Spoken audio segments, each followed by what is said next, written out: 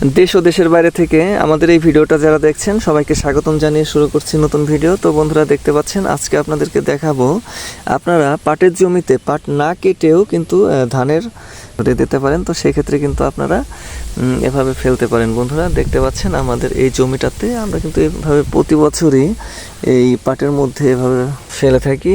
আর আমাদের আশেপাশেও অনেকেই এই কাজটাই করে, জাস্ট পাটের যে জমিটা এটা একটু পরিষ্কার করে সুন্দরভাবে যে ঘাসগুলো থাকে বা পাতাগুলো পড়ে থাকে সেই পাতাগুলো আপনারা পরিষ্কার করে দেখুন অনেক সুন্দর পরিষ্কার এই জমিটা।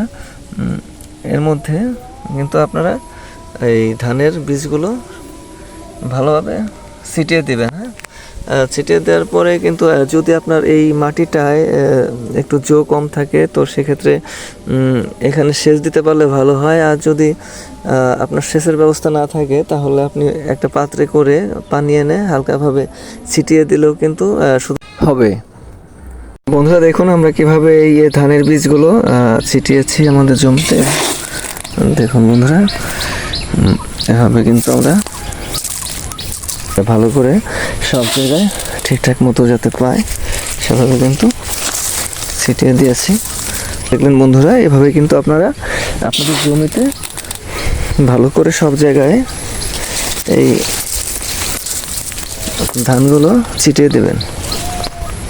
দেখতে পাচ্ছেন বন্ধুরা আমরা যতটুকু জমি এখানে পরিষ্কার করে নিয়েছিলাম সব জায়গায় কিন্তু সমানভাবে এই বীজগুলো আমরা ছিটিয়ে দিয়েছি। আপনারা এভাবে দিতে পারেন। তো চলুন বন্ধুরা আপনাদেরকে দেখাবো আমাদের প্রজেক্টের আরেকটা জমি। বন্ধুরা সেই জমিটাতে কিন্তু 4-5 দিন আগে আমরা এই বীজ ফেলেছি। সেই জমিটাতে আপনাদেরকে নিয়ে যাব যে কেমন অঙ্কুরোদ্গম হয়েছে। তো বন্ধুরা আমরা কিন্তু চলে আসছি ওই জমিটাতে যেটাতে আমরা 5-6 দিন আগে এই ধানের বীজগুলো ফেলেছিলাম।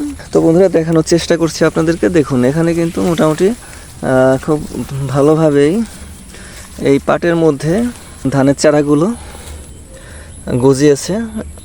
এগুলো কিন্তু আরেকটু বড় যখন হবে তখন পাট কাটার উপযুক্ত হলে তখন পরিষ্কার করে দিলে খুব ভালোভাবে এই গাছগুলো বৃদ্ধি লাভ করবে এবং প্রতি বছরই এটা এভাবেই করা হয়। তো বন্ধুরা এই ভিডিওতে মূলত আপনাদের জন্য মেসেজ সেটা হচ্ছে বিশেষ করে আপনার জমিটা যদি এমন হয় যে বৃষ্টির পানি জমে না থাকে জমিতে বা পানি নিষ্কাশনের ব্যবস্থা থাকে, বৃষ্টির পানি বেশি হলেও যদি পানিটা অন্যত্র সরিয়ে ফেলা যায় বা নামিয়ে দেওয়া যায় তো সেক্ষেত্রে আপনারা এভাবে কিন্তু এই ধানের বীজ ফেলতে পারেন পাটের মধ্যে। সেক্ষেত্রে খুব ভালো রেজাল্টই হয় যেহেতু আমরা প্রতি বছর এইভাবে দিয়ে আসছি।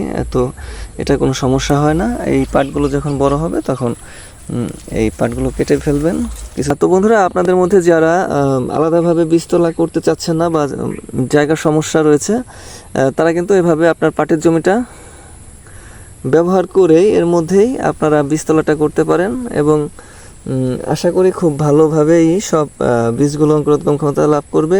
তো বন্ধুরা সবাই ভালো থাকবেন। তো বন্ধুরা আজকে আমরা যেই বীজগুলো আমাদের জমিতে ফেললাম এটার কেমন গজায় সেই ভিডিও নিয়েও পরবর্তীতে একটা ভিডিও আপনাদেরকে দেখাবো। আর তো সবাই ভালো থাকবেন। আজকের মতো এই পর্যন্তই। Bye bye.